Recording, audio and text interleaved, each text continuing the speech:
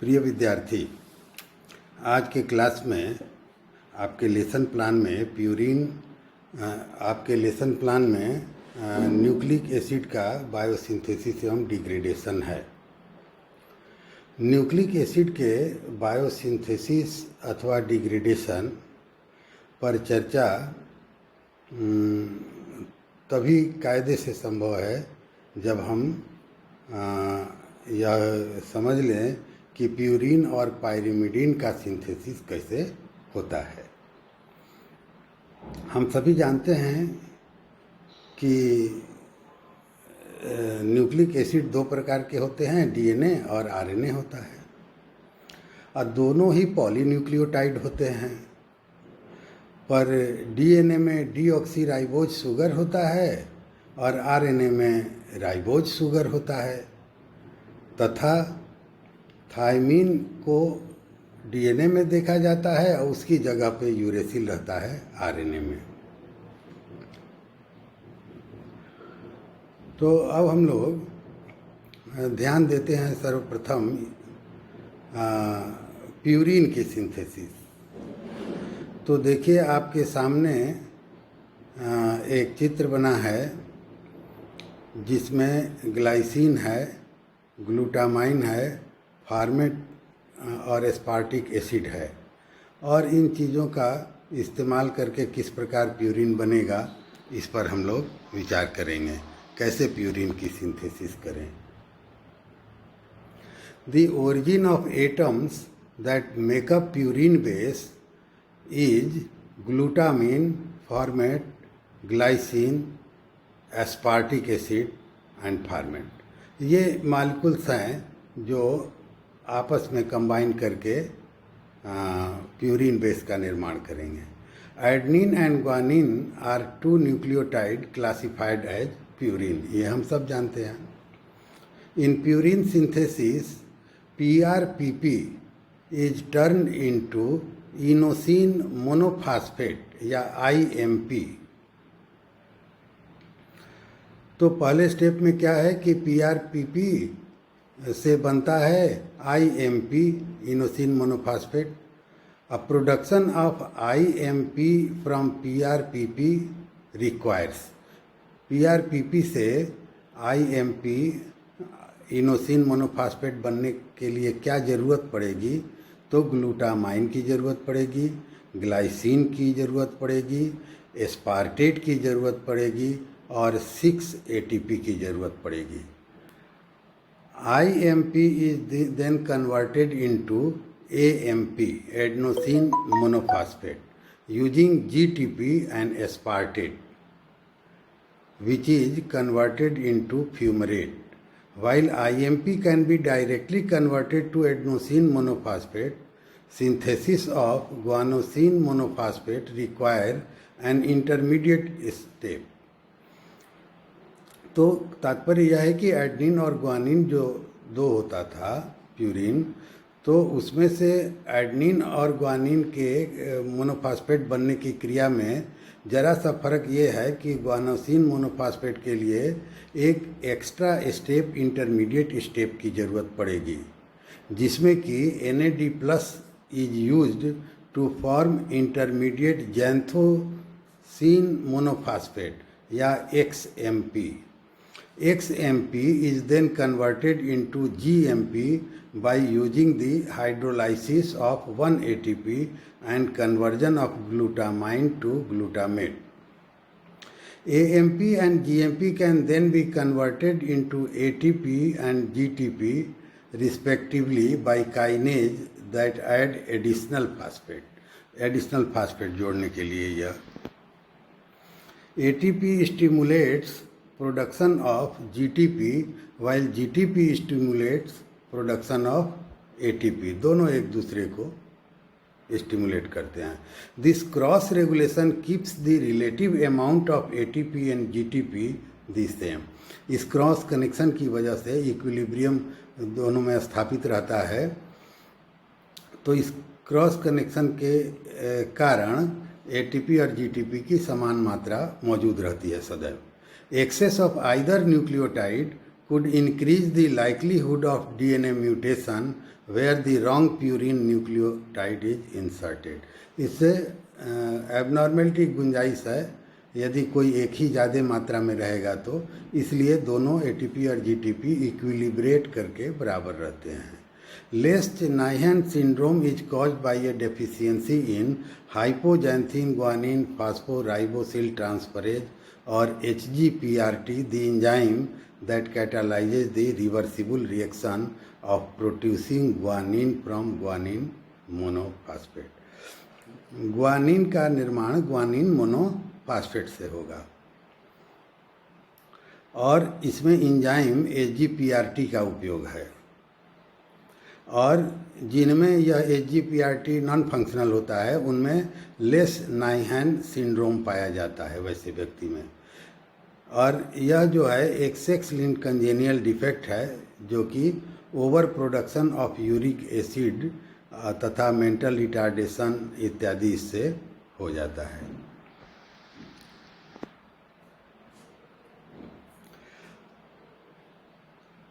तो अब हम लोग विचार करेंगे पायरामिडीन सिंथेसिस पे.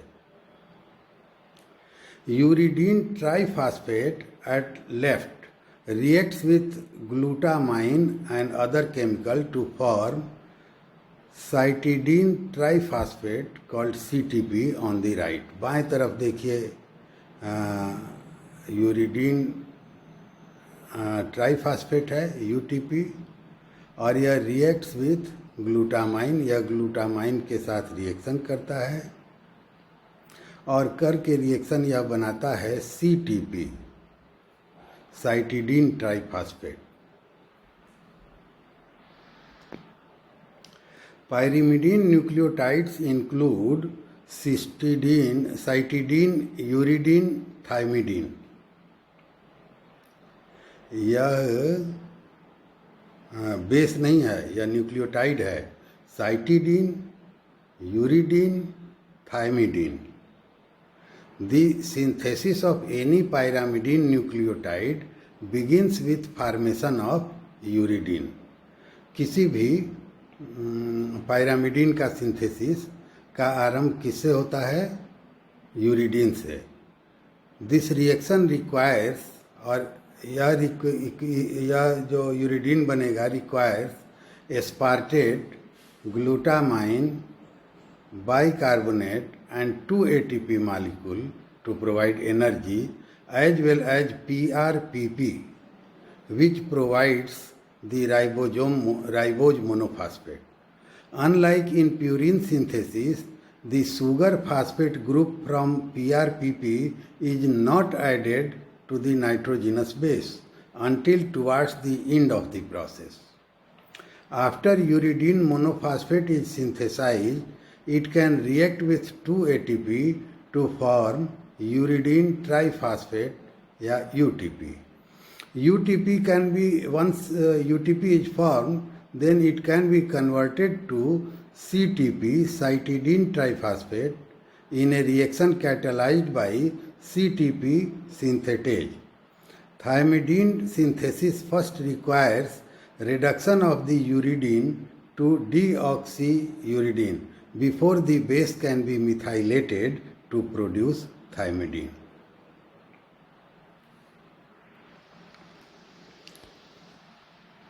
ATP, a purine nucleotide, is an activator of pyrimidine synthesis, while CTP, a pyrimidine nucleotide, is an inhibitor of pyrimidine synthesis.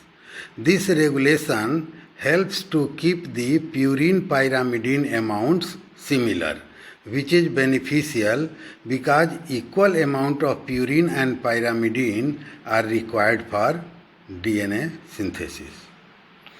Deficiencies of enzyme involved in pyrimidine synthesis can lead to the genetic disease orotic aciduria, which causes excessive secretion of orotic acid in the urine. अच्छा, अब देखिए अभी तक जो हम लोग ने देख विचार किया यह था यूरिडीन की बायोसिंथेसिस और पायरामिडीन की बायोसिंथेसिस। अब हमें यह भी जानने की ज़रूरत होगी कि न्यूक्लियोटाइड्स को डीऑक्सी न्यूक्लियोटाइड में कैसे बदला जाएगा। होता यह है कि आप जानते हैं कि राइबोज में आरएनए में राइबोज न्यूक्लियोटाइड्स रहेंगे और डीएनए में डीऑक्सी राइबोज न्यूक्लियोटाइड रहेंगे। तो ये शुगर के परिवर्तन से ये बात है। तो जब हम प्यूरिन और पायरामिडीन बना लिए तो अब हमें यह समझना पड़ेगा कि वह न्यूक्लियोटाइड जिसमें शुगर के रूप में राइबोज हो और वह न्यूक्लियोटाइड जिसमें शुगर के रूप में डीऑक्सी राइबोज हो, इन दोनों को कैसे प्राप्त करेंगे। जब ये दोनों प्राप्त होगा तभी तो डीएनए की जगह डीएनए, आरएनए की ज़रूरत हो तो आरएनए बनेगा। तो इसके लिए बॉडी में इसके इंटर कन्वर्जन का मैकेनिज्म है। ठीक है, तो फिर ध्यान दीजिए, प्यूरिन बना, पायरामिडीन सिंथेसिस हुई, बायोसिंथेसिस। और इसके बाद अब हम लोग यह स्टेप की ओर बढ़ रहे हैं कि प्यूरिन से पायरामिडीन कैसे बन जाएगा।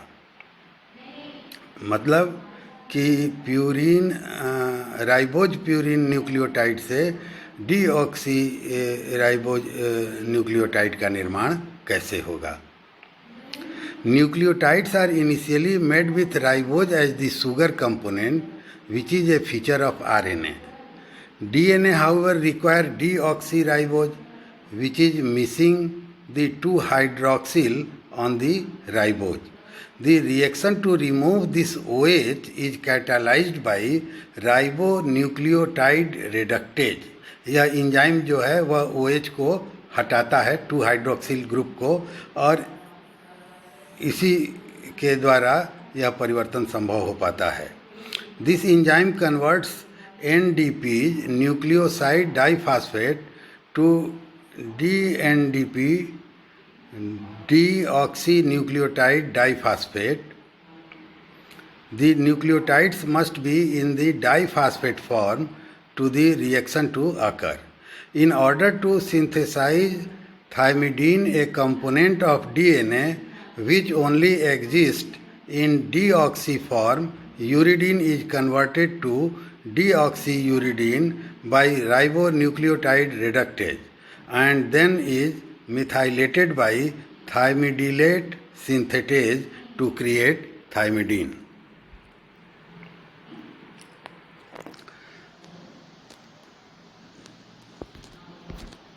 तो दोस्तों, हम लोगों ने ये देखा बुनियादी चीज़ें कि न्यूक्लिक एसिड की बायोसिंथेसिस एंड डिग्रेडेशन के लिए हमें यह ज़रूरी है जानना कि प्यूरिन बेस कैसे रहेंगे, कैसे बनेंगे, पायरामिडीन बेस का कैसे निर्माण होगा, और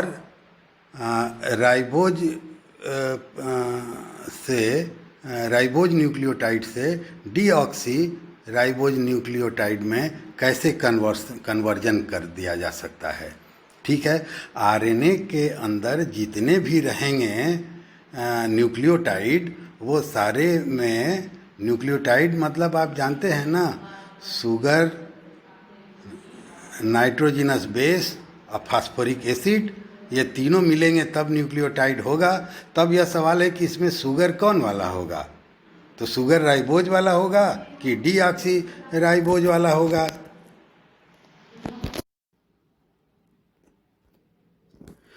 तो ये आपस में यदि इंटर कन्वर्जन का मैकेनिज्म हो जाए, प्यूरिन पायरामिडीन बेस तो बन गए, पर इनके बाद इसमें देखिए प्यूरिन पायरामिडीन का बेस बना, उसके बाद उसमें शुगर लग गया तो न्यूक्लियोसाइड बना, फास्फोरिक एसिड लग गया तो न्यूक्लियोटाइड बना।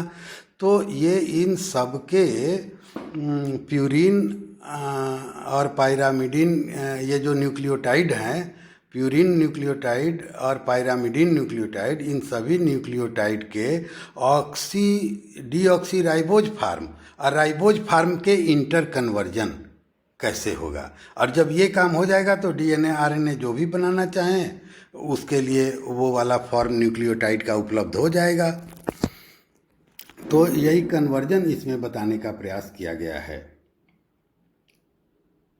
और इसमें ये कहा जा रहा है कि राइबो न्यूक्लियोटाइड रिडक्टेज नाम का एक एंजाइम है जो कि 2 ग्रुप पर 2 हाइड्रोक्सिल को हटाने का काम ये करता है।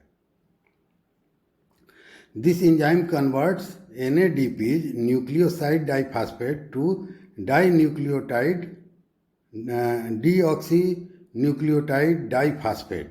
The nucleotide must be in the diphosphate form for the reaction to occur. Reaction होने के लिए इसको डाइफॉस्फेट फॉर्म में होना जरूरी है।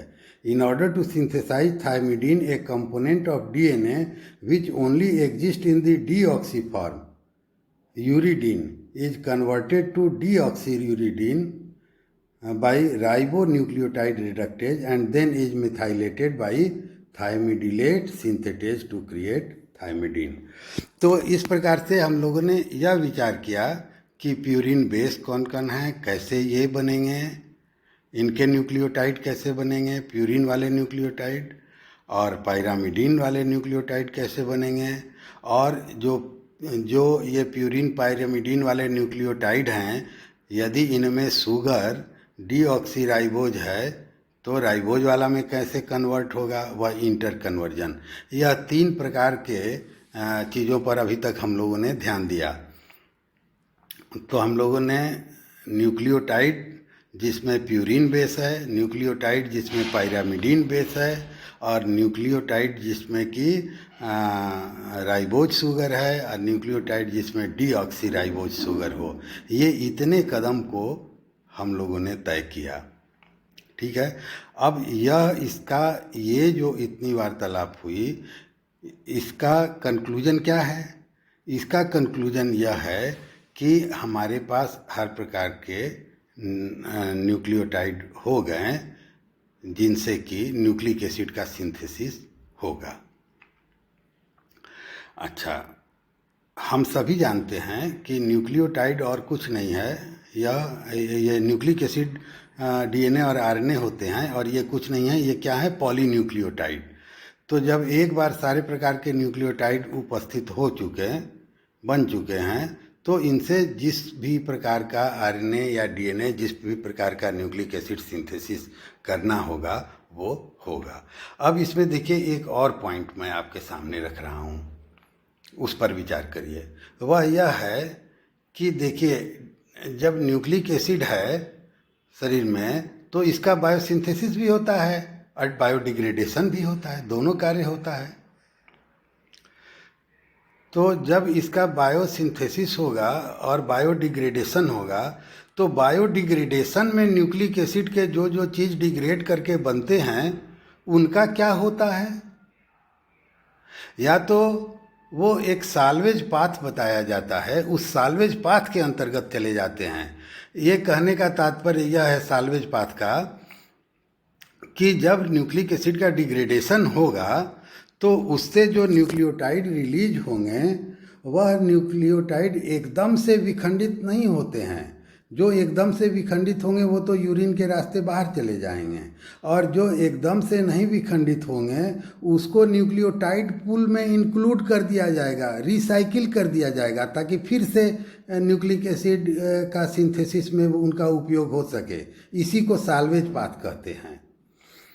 थोड़ा सा इस पर हम लोग नज़र डाल लेते हैं। देखिए यह डिग्रेडेशन ऑफ न्यूक्लिक एसिड जब बात चलेगी तब आएगा कि डीएनए एंड आरएनए पॉलीन्यूक्लियोटाइड दोनों हैं, तो इनका जब डिग्रेडेशन होगा कैटाबोलिज्म के प्रोसेस में, तो इससे ये अपने पॉलीन्यूक्लियोटाइड से अपने सिंगल न्यूक्लियोटाइड्स में ये बदलेंगे, और ये न्यूक्लियोटाइड से फिर बेस में बदलेंगे, और फिर बेस के बाद यूरिक एसिड बनेंगे। तो यूरिक एसिड ये जो है जगह जगह डिपोजिट होके गठिया बनाता है, या ये यूरिन के द्वारा हेल्दी आदमी में बाहर निकल जाता है। ठीक है। अब इसमें जो भी न्यूक्लियोसाइड्स और न्यूक्लियोटाइड्स बनते हैं या बेसेज बनते हैं, आप समझ रहे हैं ना, बेस प्लस शुगर न्यूक्लियोसाइड, और nucleoside plus phosphoric acid nucleotide, और many nucleotide equal to polynucleotide, और डीएनए आरएनए पॉलीन्यूक्लियोटाइड हैं। तो यह टूटने में भी इसी क्रम से यह टूटते हैं। डीएनए या आरएनए जो भी न्यूक्लियोटाइड है, न्यूक्लिक एसिड है, यह टूट के न्यूक्लियोटाइड का निर्माण करेगा, और न्यूक्लियोटाइड फिर टूट के न्यूक्लियोसाइड का निर्माण करेगा, और न्यूक्लियोसाइड फिर टूट के बेस का निर्माण करेगा। बेस उसके बाद बनेगा और छोटे रूप में। और यूरिक एसिड के फॉर्म में बेस टूट के कुछ तो बाहर निकल जाएगा, बाकी की इसी में रिसाइकलिंग करनी है, इसकी यूटिलाइजेशन करना है। तो उसके लिए salvage and inter cellular transport का पाथवे चलता है, जिसके द्वारा ये न्यूक्लियोसाइड जो है ये पूल में यह पुनः एकत्रित होता है, और वहाँ से फिर reutilize for synthesis of the polynucleotide, जिसमें आपको प्यूरिन और पायरामिडिन का ऊपर में सिंथेसिस बताया ही गया है। तो वहाँ पर ये सिंथेसाइज होने के लिए प्राइमरी रॉ मटेरियल भी कंस्टिट्यूट करते हैं। तो इस प्रकार से बुनियादी तौर से प्यूरिन और पायरामिडिन न्यूक्लियोटाइड का निर्माण तो होता ही है, जो रास्ता ऊपर में बताया गया। उसके अलावा ये साल्वेज पाथवे के अंतर्गत जो डिग्रेडेशन ऑफ न्यूक्लिक एसिड से जो निकलते हैं उनको भी रिसाइकिल कर लिया जाता है। तो इस प्रकार से हम लोगों ने ये देखा कि प्यूरिन न्यूक्लियोटाइड का कैसे सिंथेसिस, पायरामिडिन न्यूक्लियोटाइड का कैसे सिंथेसिस, अब प्यूरिन न्यूक्लियोटाइड का पायरामिडिन न्यूक्लियोटाइड में कन्वर्जन कैसे होगा, और उसके बाद यह भी एक एडेड स्वरूप में कि डिग्रेडेशन ऑफ न्यूक्लिक एसिड से ढेर सारा न्यूक्लियोटाइड न्यूक्लियोसाइड ये चीज़ें हम लोग को प्राप्त हुई है, जो उसी पूल में फिर हाजिर होगा रिसाइकिल होने के लिए, और तब फिर न्यूक्लियोसाइड्स न्यूक्लिक एसिड सिंथेसिस का कन्वर्जन करेंगे। यहाँ पर यह भी याद रहे कि राइबोज न्यूक्लियोटाइड से डीऑक्सी राइबोज न्यूक्लियोटाइड का इंटर कन्वर्जन भी बताया गया। तो कहने का तात्पर्य कि अब एक न्यूक्लियोटाइड्स की ऐसी समूह हम लोग को पूल में प्राप्त हो गया है, जो कि आगे चल के डीएनए बनाना हो तो उसके लिए, और आरएनए बनाना हो तो उसके लिए, ये दोनों न्यूक्लियोटाइड के सिंथेसिस में इनका उपयोग हो जाएगा। तो ठीक है, धन्यवाद।